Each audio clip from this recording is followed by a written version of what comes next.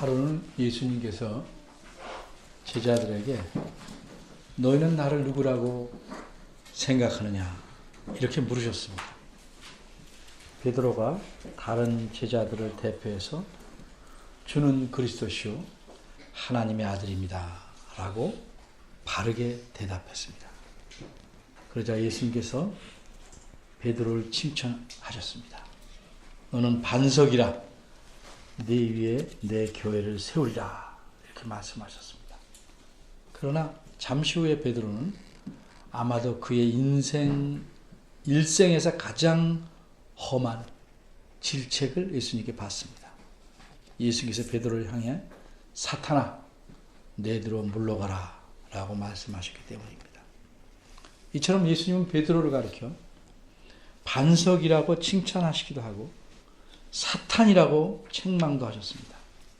이렇게 서로 연관이 없는 듯한 비유적인 표현은 그 상황에 따라 얼마든지 사용할 수 있습니다.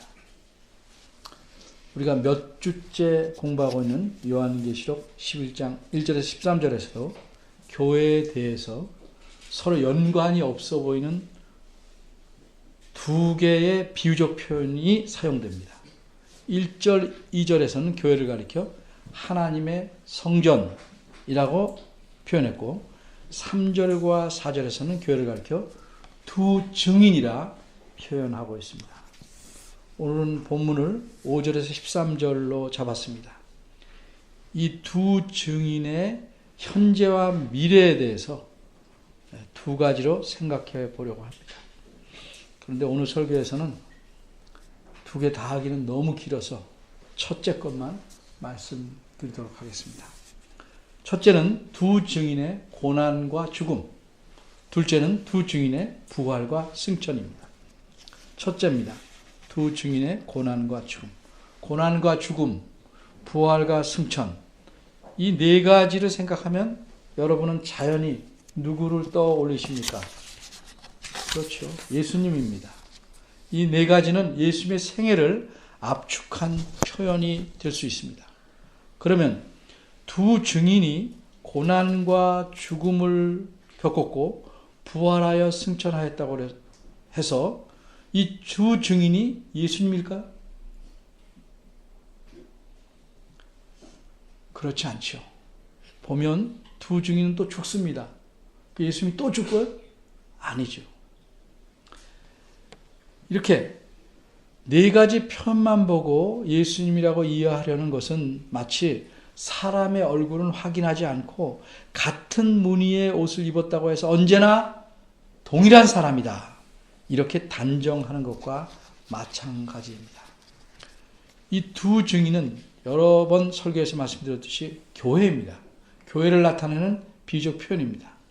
교회는 예수님의 생애처럼 그런 생애를 갖는 것이 자연스럽고 당연합니다. 왜냐하면 교회, 건물이 아니고 이 성도들은 예수님의 제자이기 때문입니다. 성도들은 예수님의 제자이기 때문에 그렇게 살아가야 하고 그렇게 살아갈 수밖에 없습니다. 그렇게 살지 않으면 예수님의 제자가 아닙니다. 더 쉽게 말하면 예수 믿는 사람이 아닙니다. 세상이 예수님을 미워하였듯이 세상은 예수님을 닮아가는 성도를 미워하게 마련입니다. 오늘 본문의 내용을 보면 5절, 6절은 두 증인의 고난, 7절에서 10절은 두 증인의 죽음, 11절에서 13절은 두 증인의 부활과 승천을 말씀하고 있습니다.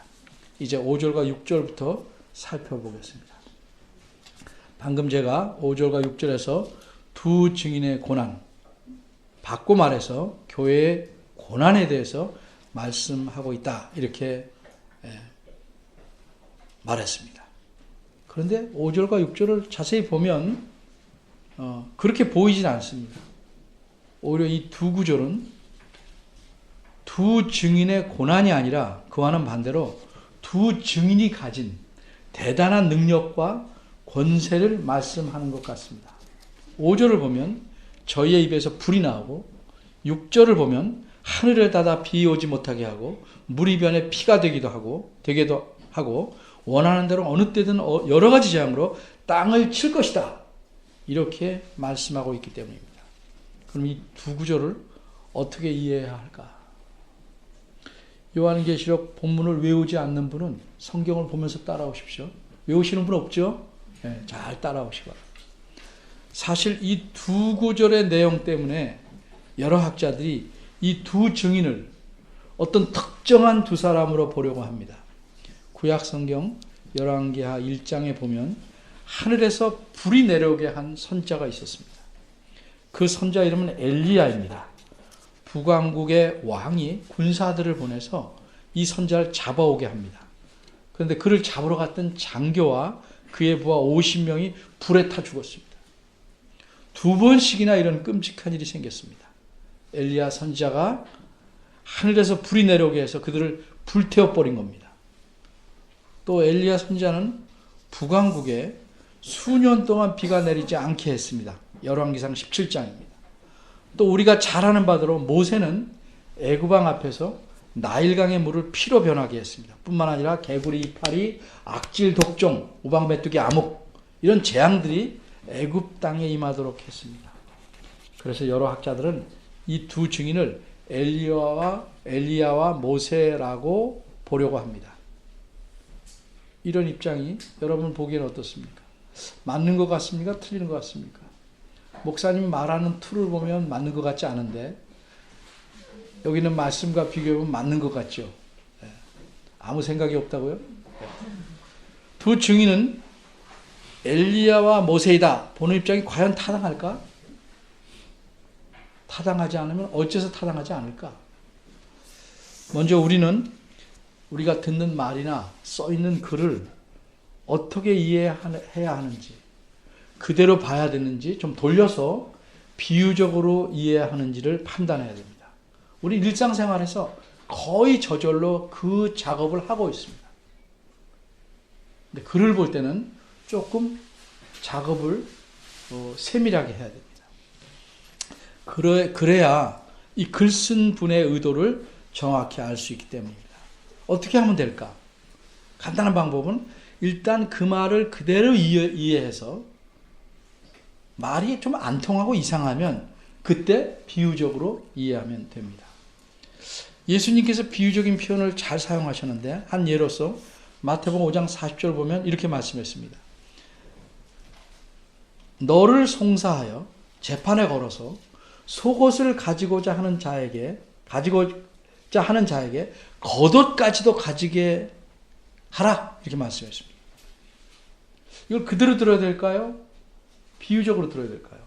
이 말씀을 그대로 받아들이면 무슨 뜻입니까? 속옷을 달라고 하면 겉옷까지 너 내줘서 너는 벌거숭이가 되라 그런 뜻이 됩니다. 근데 그런 의도로 말씀하신 것 같지 않고 좀 이상하죠? 그러니까 이 말씀은 비유적으로 이해해야 합니다. 어떻게 이해해야 되나? 그것도 내 마음대로가 아니고 그 뒤에 마태복음 5장 42절을 보면 예수님께서 그렇게 말씀하신 의도를 이렇게 알려주십니다. 내게 구하는 자에게 주며 내게 꾸고자 하는 자에게 거절하지 말라. 이것을 이런 식으로 표현했습니다. 오리를 가자 하면 십리를 가라. 왜 그런 비유적인 표현을 썼는가? 금방 말씀대로 이 말씀의 예를 듭니다. 그래도 글을 그대로 이해해야 될지 비유적으로 이해할지 판단이 잘 서지 않을 경우가 있습니다. 그럴 때는 그 글이 들어있는 문맥을 좀 크게 넓혀서 살펴보면 도움이 됩니다. 그래서 제가 짧은 문장 하나와 좀 더 긴 문단을 예로 들어봅니다. 먼저 짧은 문장입니다. 예수님께서 이렇게 말씀했습니다. 너희는 세상의 소금이다. 잘하는 말씀입니다. 이 문장을 어떻게 해야 될까요? 우리는 이미 잘 알지만 차근차근 분석을 해봅시다. 그대로 이해해야 될까요? 비유적으로 해야 될까요? 그대로 일단 이해해 봅시다. 너희는 세상의 소금이다 그랬으니까 소금을 가리켜서 말한 것이라고 보는 겁니다. 근데 너희라고 했으니까 의인법을 쓴 겁니다. 그래서 소금을 가리켜 너희는 세상의 소금이다 라고 말씀한 겁니다. 그럼 맞는데 문제는 예수님이 이 말씀을 소금이 아니라 제자들에게 하셨습니다. 제자들은 사람이니까 사람이 소금에 일 수는 없습니다. 그러니까 이 말씀의 의미가 통하려면 비유적으로 이해해야 합니다. 어떻게 이해합니까? 진짜 소금이라는 뜻이 아니고 너희는 이 세상에서 소금과 같은 역할을 하는 사람이 되어야 한다 하는 의미로 이해해야 하는 겁니다. 자, 좀 긴 문단의 경우를 예로 들겠습니다. 어린이들을 위해서 쉽게 다소 좀 유치한 예를 들어봅니다. 형이 자기 동생에게 말하는 내용입니다. 내가 지난달에 말이야, 너도 아는 내 친구 철수와 등산을 갔어. 그런데 어쩌다 보니까 깊은 산속에까지 갔지. 길을 잃고 헤매다 보니까 저녁이 됐어. 그런데 갑자기 뒤를 돌아다보고 깜짝 놀라서 자빠질 뻔했어. 코끼리가 확 나타난 거야. 여기까지 들으면 여러분은 코끼리가 확 나타났던 말을 어떻게 이해해야 됩니까? 글자 그대로 진짜 코끼리가 나타난 것으로 이해할 만하지요. 그런데 이렇게 우리가 이해한 것이 이제 다음 말을 들어보면 어떻게 바뀌는지 조금 더 자세히 알 수 있습니다. 형의 말을 듣고 있는 동생이 묻습니다. 형, 우리나라 산속이 아무리 깊다 해도 어디 코끼리가 있어. 뻥치지 마. 그랬더니 형이 하는 말, 진짜야. 너도 알다시피 내 친구 철수가 코끼리잖아. 그랬더니 동생이 하는 말, 아, 그렇지. 그 형 별명이 코끼리였지. 근데 그 형은 어째서 뒤에서 나타났어? 형의 말, 우리가 서로 나누어 길을 찾아봤는데 그 후에 철수가 날 놀라게 하려고 소리를 죽이고 내 뒤에서 다가온 거야. 자, 우리가 이제 다 듣고 보니까 어떻습니까? 중간까지는 진짜 코끼리가 나타난 것 같았는데 다 들어보니까 별명이 코끼리인 친구가 따로 길을 찾다가 돌아온 것임을 알 수 있죠. 중간까지 들으면 코끼리가 나타났다가 그대로 들어야 되는데 다 듣고 나면 조금 다른 이야기가 되는 겁니다. 이렇게 말의 앞뒤 문맥을 살펴봐야 문장의 뜻이 잘 드러납니다. 이런 걸 안 살피기 때문에 이단들이 속이는 것이고 이단한테 속는 겁니다. 이제 5절부터 생각해 보겠습니다. 옛날에 엘리야 선지자는 진짜로 불이 내려와서 그 군인들을, 자기를 잡으러 온 군인들을 불살르게 했습니다. 그런데 5절을 자세히 보세요. 지금 교회에 대해서 얘기하는데, 두 증인에 대해서 얘기하는데, 저희 입에서 불이 나온다고 합니다. 두 증인을 저희라고 그랬는데, 두 증인을 만일 엘리야와 모세라고 주장하는 사람들의 말을 따른다면, 이 두 사람 누구에서도 불이 입에서 나온 적이 없습니다. 사람의 입에서 불이 나온다면 그는 사람이 아니고 괴물입니다.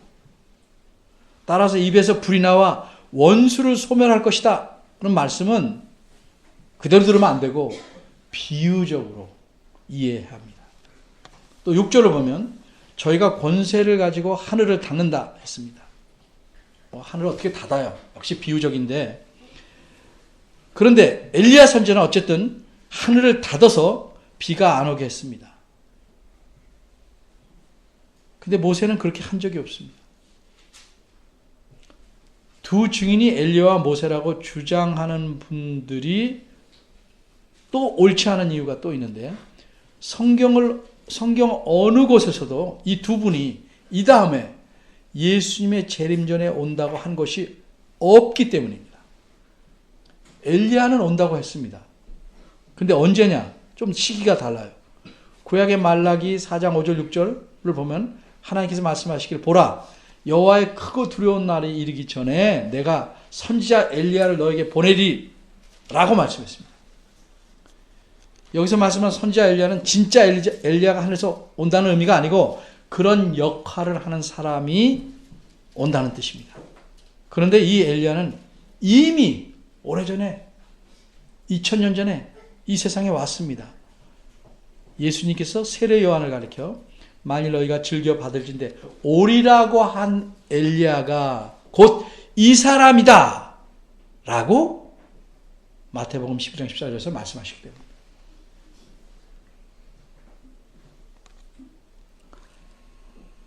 그래서 더 이상 엘리야는 이미 왔으니까 안 오고 모세는 이 세상에 오지 않습니다.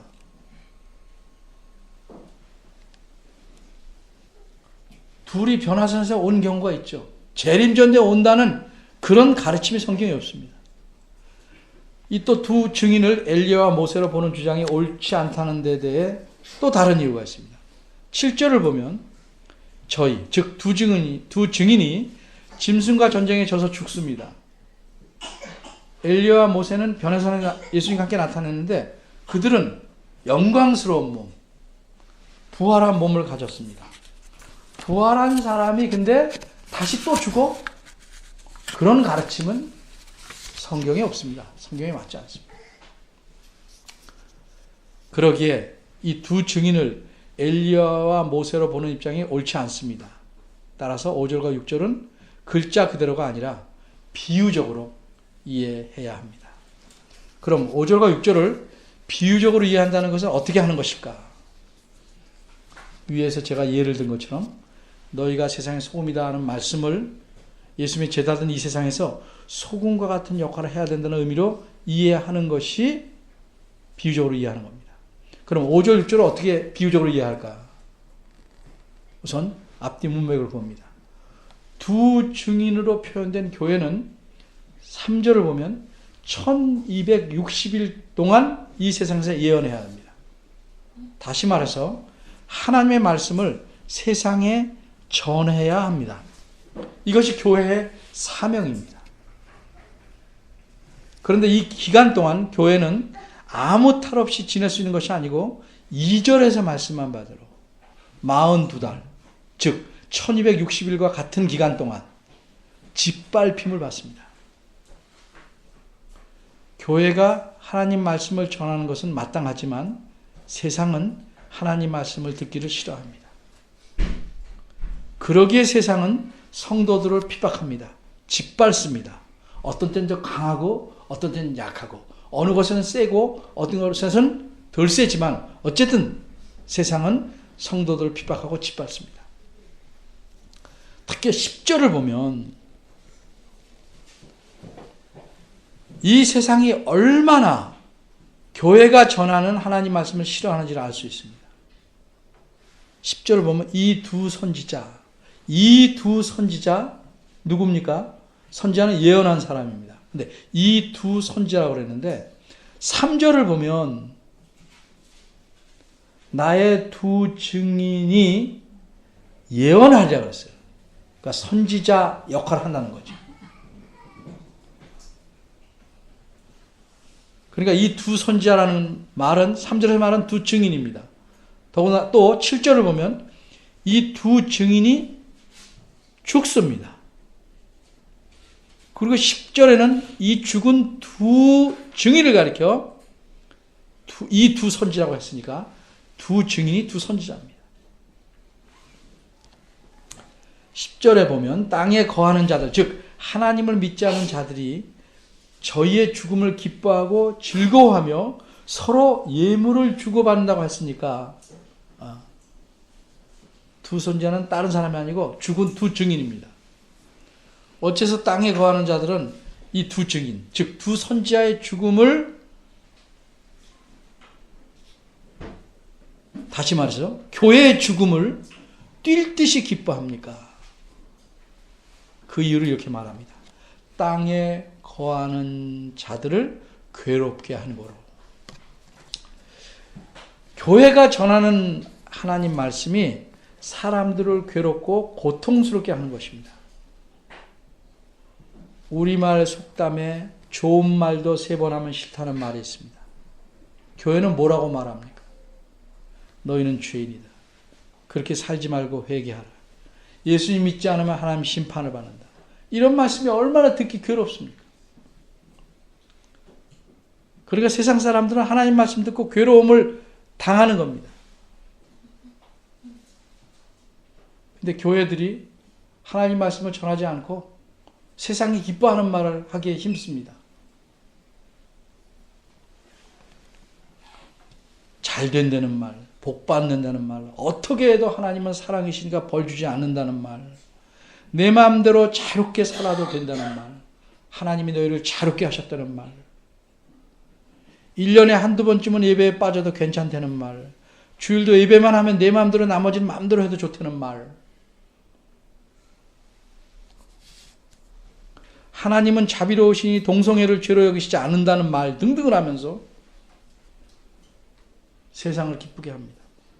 이런 말들은 세상이 두 손을 들어 환영합니다. 그런데 세상이 생각하는 것과 달리 그들이 원하지 않는 하나님 말씀을 전하면 미워합니다. 죽었으면 하고 바라고 어떻게든 죽이려고 합니다. 유대인들이 하나님 말씀을 증거하는 예수님을 계속 죽이려고 했던 것처럼 그렇게 말합니다. 근데 하나님께서 허용하시는 때가 되기 전까지는 유대인들은 예수님을 죽일 수가 없었습니다. 이처럼 교회도 계속 짓밟힙니다. 그러나 죽지 않습니다. 하나님께서 허용하는 때가 되기 전까지는 아무리 핍박을 받고 고통을 당해도 결코 죽지 않습니다. 어째서 죽지 않을까? 5절, 6절에서 그 이유를 말씀해 주는 겁니다. 한마디로 그 이유는 하나님께서 교회를 보호하실 것이기 때문이라는 겁니다. 어떻게 보호하십니까? 과거에 하나님께서 하나님 말씀을 전했던 엘리야와 모세를 통해서 보이셨던 하나님의 능력을 그래서 예로 들어서 말하고 있는 것입니다. 그런 하나님의 능력으로 하나님께서 그 선지자를 보호했던 것처럼 하나님 말씀을 전하는 선지자들을 보호했던 것처럼 교회를 보호하시겠다고 말씀한 것입니다. 그런데 우리가 앞에 재앙을 보면 이미 교회를 해치고자 하는 자, 핍박하고 짓밟는 게 아니고 교회를 아예 죽이고자 그렇게 하는 자들에게 하나님께서는 5절 6절에서 말한 재앙을 내리신 사실이 드러납니다. 예를 들면 나팔재앙입니다. 8장 7절과 8절을 보면 첫 번째 나팔재앙은 이렇습니다. 첫째 천사가 나팔을 부니 피 섞인 우박과 불이 나와서 땅에 쏟아지매 땅과 수목과 각종 불이 타버렸습니다. 불이 나왔죠. 피가 섞인 우박이 나오죠. 둘째 천사가 나팔을 부니까 불 붙는 큰 산과 같은 것이 바다에 던지음에 바다의 3분의 1이 피가 됩니다. 이미 교회를 그렇게 보호하고 가신다는 사실을 이 재앙의 이야기에서 나팔재앙에서 말씀하고 있습니다. 이처럼 교회를 해치려는 자들에 대해서는 5절 6절에서 말씀한 재앙들이 임하는 것입니다. 그런데 이것은 교회가 증언하는 기간 동안, 즉 예수님께서 이 세상에 오셔서 재림 전까지에 있을 일입니다. 그런데 이런 교회의 사명이 끝날 때가 옵니다. 바꿔 말하면 더 이상 교회가 하나님 말씀을 전할 수 없는 때가 옵니다. 그때가 언제일까? 교회가 죽는 때입니다. 7절에서 10절까지는 교회의 죽음에 대해 말합니다. 먼저 7절입니다. 교회는 무저갱, 즉 무저갱이란 끝이 없는 밑바닥이 없는 구덩이에서 올라온 짐승과 전쟁을 하게 됩니다. 7절입니다. 예수님께서 베드로에게 말씀하시기를 내가 이 반석 위에 내 교회를 세우리니 음부의 권세가 이기지 못하리라 했습니다. 혹시 이 말씀 우리가 오해해서 교회는 늘 모든 싸움에서 승리만 한다고 생각하시면 안 됩니다. 음부의 권세가 이기지 못한다는 말씀은 교회가 살아가는 모든 과정에서 항상 승리한다는 말이 아니고 궁극적으로 그렇다는 말입니다. 궁극적으로. 예수님은 고난당하시다가 십자가에 죽으셨습니다. 겉보기에는 사탄이 승리한 것 같습니다. 적어도 잠시 동안은 사탄의 승리가 분명해 보입니다. 그런데 예수님은 다시 살아나시고 하늘에 오르십니다. 우리가 뭐라고 말합니까? 죽음이, 사망이 이기지 못했단 말입니다. 잠시 사망시킨 것 같지만, 진짜 사망했지만 이기지 못한다 이렇게 말합니다. 예수님이 이렇게 죽었다 살아나심으로 구원을 다 이루셨습니다. 교회도 마찬가지로 예수님과 닮은 삶을 사는 것입니다. 짓밟히면서도 교회의 사명을 다하다가 마침내 죽는 것입니다. 교회는 짐승과의 전쟁에서 지고 그 결과 죽게 됩니다. 그러나 엄밀히 말하면 본문에서는 드러나지 않지만 전쟁에서 지자마자 곧 죽지는 않습니다. 어쨌든 교회는 죽습니다. 그럼 교회가 죽으면 어떻게 되는가? 교회가 죽은 후에, 교회가 죽었다는 건 사명을 더 이상 하지 못하는 때가 온다는 말이죠. 그 당하는 장면은 8절, 9절, 10절에 잘 나타나 있습니다. 그 시체가 묻히지 못합니다. 죽은 자의 장례를 엄숙하게 잘 치르는 것은 세상 사는 사람들의 예의입니다만 세상은 죽은 자마저 계속 모욕합니다. 9절을 보면 무덤에 장사하지 못하게 하고 구경거리로 만듭니다. 교회의 시체는 8절에 보면 큰 성의 길가에 있습니다. 여기서 말한 큰 성은 2절에서 말한 거룩한 성, 2절 끝부분에 그 거룩한 성의 반대 말로 쓴 겁니다. 거룩한 성이란 하나님의 백성인 성도들이 사는 곳입니다. 반대로 큰 성은 땅에 거하는 자들, 이거는 예수 믿지 않은 자를 가리키는 표현인데 예수 믿지 않은 자들이 사는 것을 의미합니다. 근데 이 큰 성이란 건 어느 한 도시를 가리키는 게 아닙니다. 꼭 집어서 8절을 보면 이 성을 가리켜 뭐라고 그래요? 소돔이라고도 하고 애굽이라고도 하고 또 저희 주께서 십자가에 못 박힌 곳, 저희들의 주님께서 십자가에 못 박힌 곳 예루살렘이기도 합니다. 만약 한 도시라면 어떻게 그게 애굽이고 소돔이고 예루살렘이겠습니까? 그런 성격을 갖는 곳이라는 것이죠. 그런데 구조를 보면 이곳에는 백성과 족속과 방언과 나라 중에서 사람들이 있다고 합니다. 이 표현은 세상 모든 사람을 표현하는 거예요. 세상 곳곳에서 사람들이 무슨 관광 오듯이 어떤 한 도시로 몰려왔듯이 아니고 그 큰 성 안에 이런 사람들이 있다는 거죠. 온 세상 사람들이 다 모여 사는 곳이라는 의미입니다. 그러니까 큰 성이란 실제적인 어떤 도시가 아니고 비유적인 표현입니다. 그래서 8절에 있는 대로 뭐라고 말합니까? 영적으로 하면 이런 말이 있죠. 영적으로 하면, 즉 영적으로 보자면 진짜 물건으로 봐서 어떤 한 도시가 아니고 영적으로 보자면 이 큰 성은 소돔과 애굽과 예루살렘과 같은 성격을 가진 성이고 온 세상 사람들이 다 사는 세상을 표현하는 말입니다. 그래서 이 11장 이후에 보면 이 큰 성을 이유하는 아예 한 가지 이름으로 부릅니다. 14장 8절에 이 다음에 다시 나타나고 16장 17장에 나오고 18장에 무더기로 나타나는데 그 큰 성을 뭐라고 하냐면 큰 성 바벨론이요 이렇게 말합니다. 그러니까 소돔, 애굽, 예수님을 죽인 예루살렘 이 성격을 가진 큰 성을 뒤에서 뭐라고 불러요? 바벨론이라고 불러요. 바벨론. 근데 이 큰 성에 거하는 모든 사람들은 그 시체를 사흘 반 동안 구경하게 됩니다. 42달, 즉 3년 6개월의 짓밟힌 것에 비하면 사흘 반은 짧은 기간이고 정해진 기간입니다. 진짜로 3일 반은 아닙니다. 그리고 이 기간에 10절에 있는 바대로 이 세상 사람들은 어떻게 해요? 교회가 죽었다는 걸 즐거워하고 기뻐하고 박수치고 서로 선물을 주고받으며 자축합니다. 왜 그렇게 합니까? 왜 이렇게 기뻐합니까?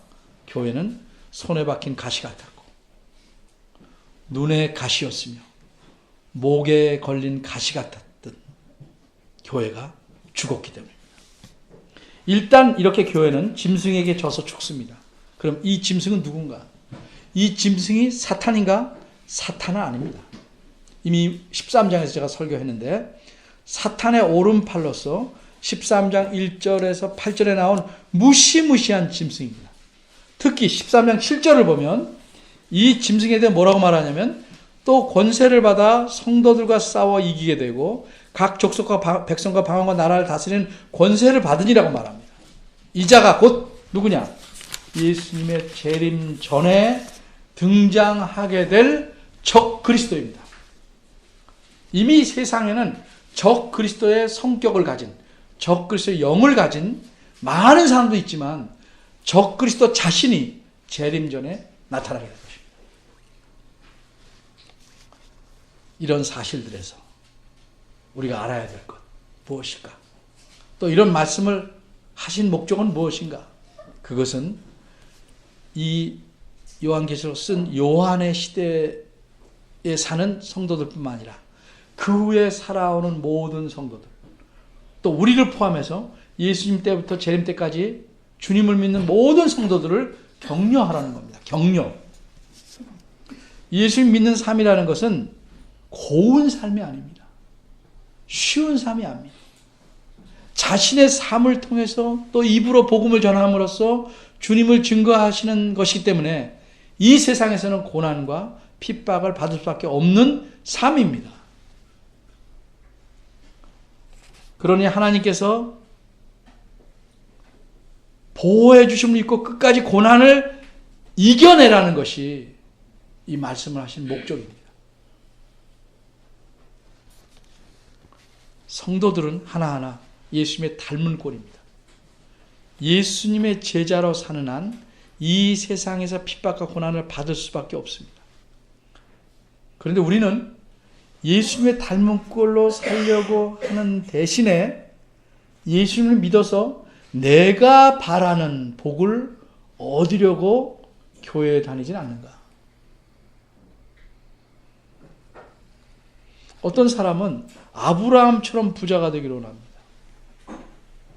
또 어떤 교회에서는 헌금 많이 하면 모든 일이 잘 된다고 가르치기도 합니다. 잊지 마십시오. 헌금은 투자금이 아닙니다. 헌금은 이미 하나님께 주신 은혜에 대해서 감사하는 표현이고 감사가 없으면 못하는 겁니다. 감사가 없으면 즐겁게 낼 수가 없습니다.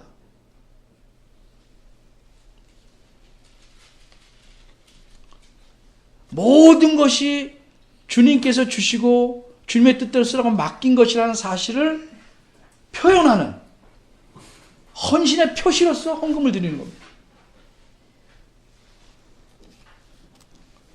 어떤 목회자들은 예배당을 점점 크게 짓고 멋지게 짓습니다. 그렇게 해서 자꾸 성전이라고 합니다. 그리고 그런 지은 건물로 목회에 성공했음을, 자기의 욕망을 이루었음을 드러내려고 합니다.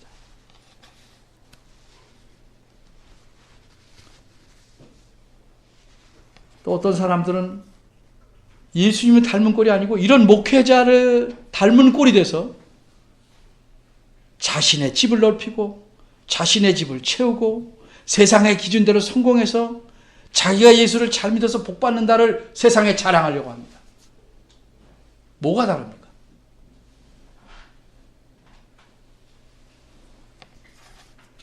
그러니까 이런 사람들은 고난을 웬만하면 피해서 살아가려고 합니다.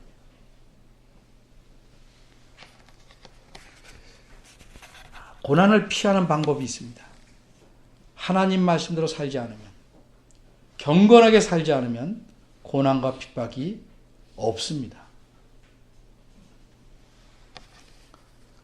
이 세상이 자기와 구별이 안 되고 세상에 속한 사람처럼 똑같이 사는데 그 사람을 왜 핍박하겠습니까?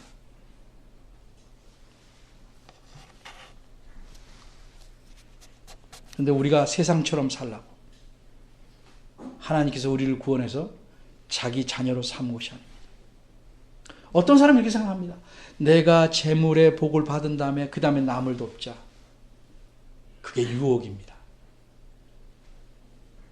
성경은 그렇게 가르치지 않습니다. 내가 가진 것이 많든 적든 필요가 있을 때 나눔으로써 하나님을 기쁘시게 하는 겁니다. 이런 삶을 살면 그 사람의 형편이 어떻든지 하나님께서 그 사람의 심령에 평안과 기쁨을 주십니다. 이것이 성경이 말하는 아주 근본적인 본질적인 하나님의 복입니다. 어떤 복을 원하는가? 세상에 닮은 꼴이 되어 편하게 내 마음대로 살 것인가? 주님의 닮은 꼴이 돼서 불편과 고난을 각오하는 나그네로 살 것인가? 여러분이 선택하셔야 할 것입니다. 기도하겠습니다.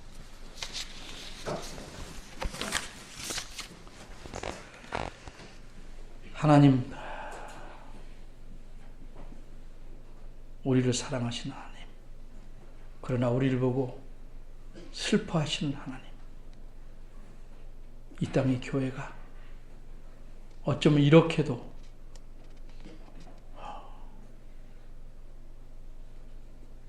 부패하고 형편없어졌는지 심은 대로 거둔 줄은 알지만 참 참혹하기 이루 말할 데 없습니다. 하늘에서 땅으로 떨어진 별처럼 하나님의 은혜를 받고 살아가는 성도들이 이제는 땅에서 짓밟히는 벌레처럼 되었습니다. 우리가 나 자신의 욕심을 위해 예수 그리스도를 믿고 하나님의 은혜에 감사하기보다는 나만 은혜 받고 잘 되려고 하는, 내 이름만 높이려고 하는 데서 생겨난 일이 아닌가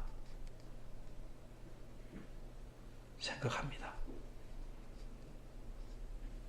저희를 긍휼히 여기시고 저희 한 사람 한 사람 힘들고 어렵더라도 예수님의 닮은 사람으로 살아가도록 무릎을 세워주시고 마음을 정하게 해주시기 바랍니다.